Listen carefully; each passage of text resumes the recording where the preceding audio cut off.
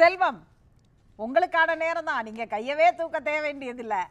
பாஜக 10.5% நீங்க இப்ப தரவுகள்லாம் கேட்குறீங்க, உச்சநீதிமன்றத்தில் நாங்க தான் பண்ணணும்னு சொல்றீங்க. ஆனால் அன்னைக்கு இடபிள்யூஎஸ்க்கு மட்டும் கொடுத்தீங்க, சமூக நீதிக்கு எதிராக தானே இன்னைக்கு கொடுத்துருக்கீங்க ஒரு குறிப்பிட்டதற்கு அப்படிங்கிற புள்ளியிலிருந்து விக்கிரவாண்டியை இடைத்தேர்தல் களத்தை அவர்கள் தீர்மானிக்கிறார்கள். நியூஸ் 7 தொலைக்காட்சி நிறுவனத்திற்கு, நெறியாளர் சகோதரிக்கு, தொழில்நுட்ப கலைஞர்களுக்கு, என்னுடைய சக பங்கேற்பாளர்களுக்கு வணக்கம்.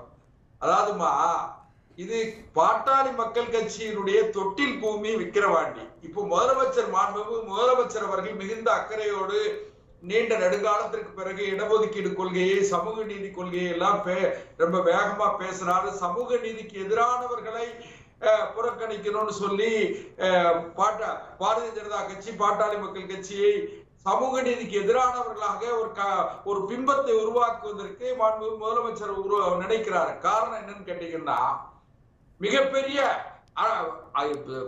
அரசியல் ரீதியாக எதிர்கட்சியாக இருக்கிற அதிமுக தேர்தலை புறக்கணித்து விட்டது.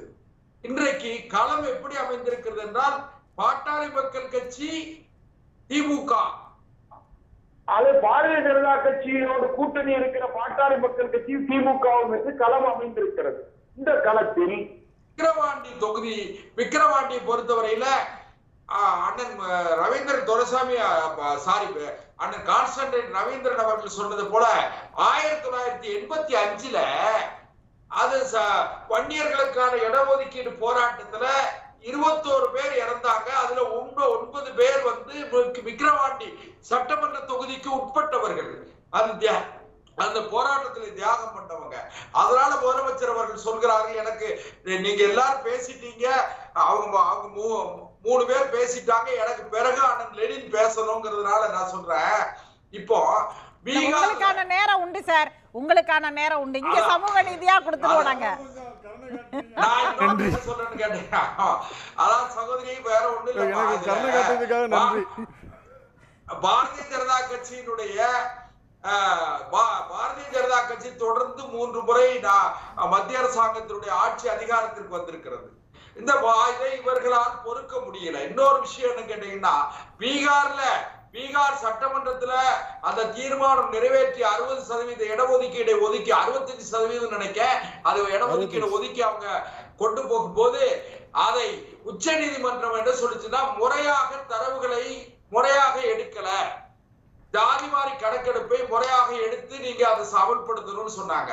அதுல ஒரே ஒரு செய்தி மட்டுமா, 1994 மரியாதைக்குரிய புரட்சி தலைவி அம்மையார் ஜெயலலிதா அவர்கள் ஆட்சி அதிகாரத்தில் இருக்கும்போது நரசிம்மராவ் அவர்கள் பிரதமராக இருந்தாரு.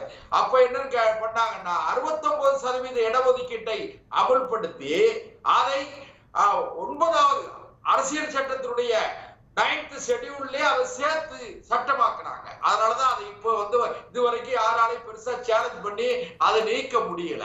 அந்த அளவிற்கு துணிச்சல் அவர்களுக்கு இருந்த காரணத்தால் தான் திராவிடர் கழக தலைவர் நரசிம்மராவுக்கு துணிச்சல் இருக்கு, இப்ப இருக்கிற பாஜகவுக்கு துணிச்சல் இல்லைன்னு சொல்ல வரீங்களா சார்?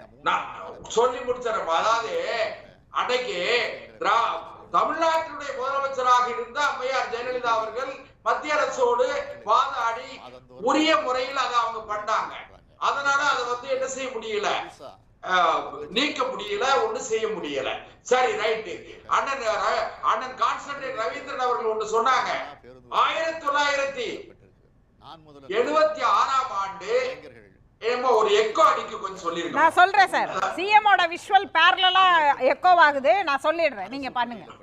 அதான் வேற 1976ஆம் ஆண்டு மிசா சட்டம் அறிமுகப்படுத்தப்பட்டு அண்ணன் கான்ஸ்டன்டைன் ரவீந்திரன் அவர்களுக்கு தெரியும், ஜனவரி 1976 ஜனவரி 30 திமுக அரசு கலைக்கப்பட்டது மட்டும் இல்லாம 453 பேர் சிறைச்சாலையில் அடைபட்டு சித்திரவதைக்கு ஆளாக்கப்பட்டார்கள். அதான் இம் என்றால் சிறைவாசம், ஏன் என்றால் வனவாசம் என்று அன்றைக்கு 1,10,000 பேர் இந்தியா முழுக்க மிகப்பெரிய ஜனநாயகத்தின் மீது பற்றுள்ள அனைத்து ஜனநாயக போராளிகளும் சிறைச்சாலைக்குள்ள அடைபட்டாங்க. அதுல திமுகவுலமா இன்றைய முதலமைச்சரும் மரியாதைக்குரிய அண்ணன் மு க ஸ்டாலின் அவர்களும் மரியாதைக்குரிய முரசொலி மாறன் அவர்கள், ஆற்காடு வீராசாமி அவர்கள் எல்லாம் சிறையில சித்திரவதைக்கு ஆளாக்கப்பட்டாங்க. அதுல ஒண்ணு அன்றைக்கு முன்னாள் சென்னை மாநகரத்தினுடைய மேயரும் அதே போலவே முன்னாள் மிசா காலத்துல மாநிலங்களவையினுடைய உறுப்பினராக இருந்த சிட்டிபாபு அடித்து சித்திரவதை செய்யப்பட்டு அவரு செத்து போனாரு. சாத்தூர் பாலகிருஷ்ணன் செத்து போனாரு. ஆனால் 2.5 ஆண்டு காலத்துல அன்றைக்கு இருந்த அரசியல் நெருக்கடியின் காரணமாக மக்கள் திலகம் எம்ஜிஆருக்கு இருந்த செல்வாக்கின் காரணமாக ஆட்சி அதிகாரத்துக்கு எப்படியாவது வந்துடணுங்கிறதுக்காக டாக்டர் கலைஞர் அவர்கள் நேருவின் மகளே வருக நிலையான ஆட்சி தருகன்னு சொன்னாரு மெரினா கடற்கரையில. அதுக்கு பிறகு அந்த அம்மா வருத்தம் தெரிவிச்சாங்க.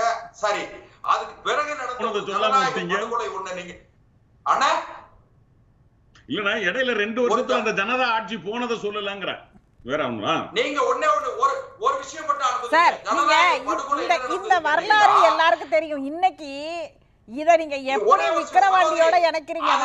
இவங்க ரொம்ப லாபகமா அண்ணன் கான்ஸ்டன்டைன் ரவீந்திரன் அவர்கள் ரொம்ப லாபகமா அம்மையார் வந்து மன்னிப்பு கேட்டாரு சொன்னாரு. ஒரே ஒரு ஜனநாயக படுகொலை என்ன நடந்ததுன்னா 1980ல திமுக காங்கிரஸ் கூட்டணி 40 இடங்களில் 38 பாராளுமன்ற தொகுதியில் ஜெயிச்ச உடனே கலைஞர் இங்க இருந்து டெல்லிக்கு போனாரு.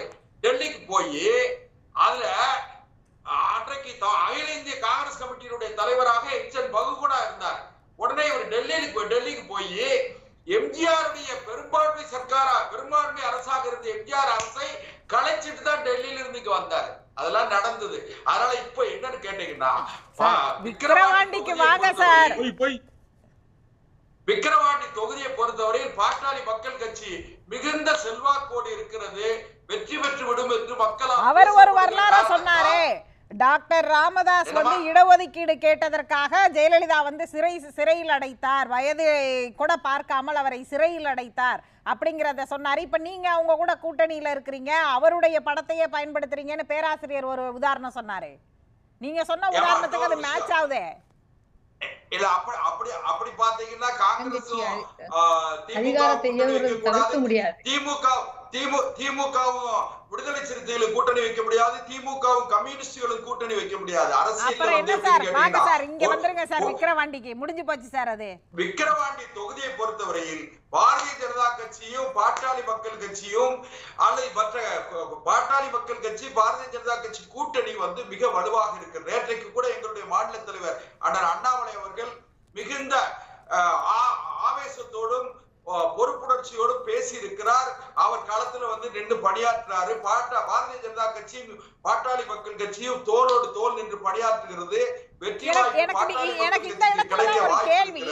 கடந்த 2 தேர்தல்கள்ல உங்களுடைய கூட்டணியில பாஜகவுடைய ஓட்டு பாமகவுக்கோ பாமகவுடைய ஓட்டு பாஜகவோ ஓட்டு டிரான்ஸ்பர் ஆகல அப்படின்னு உங்களுடைய டேட்டா, அதாவது எலெக்ஷன் ரிசல்ட் உடைய டேட்டா சொல்லுது. அப்ப இந்த கூட்டணியில எப்படி டிரான்ஸ்பர் ஆகும்? விக்கிரவாண்டியில எப்படி டிரான்ஸ்பர் ஆகும்?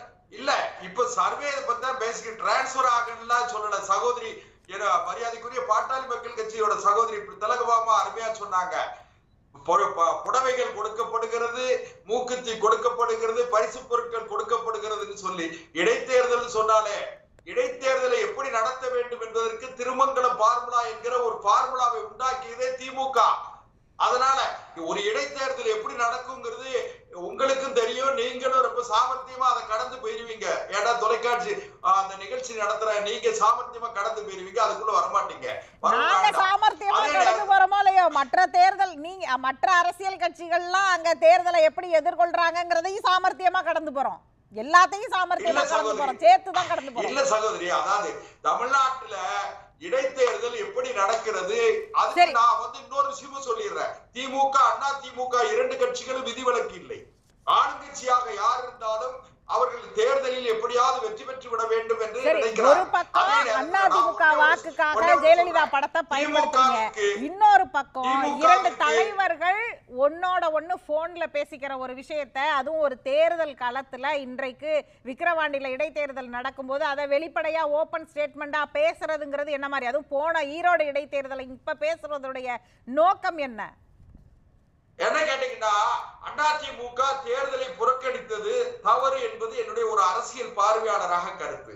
அதே நேரத்துல அது அதிமுக வாக்குகள் வந்து இன்றைக்கு பாட்டாளி மக்கள் கட்சிக்கு போயிருங்கிற பயம் வந்து யாருக்கு இருக்கு? அதிமுக பொதுச் செயலாளர் எடப்பாடி பழனிசாமி அவர்களுக்கு இருக்கிறது.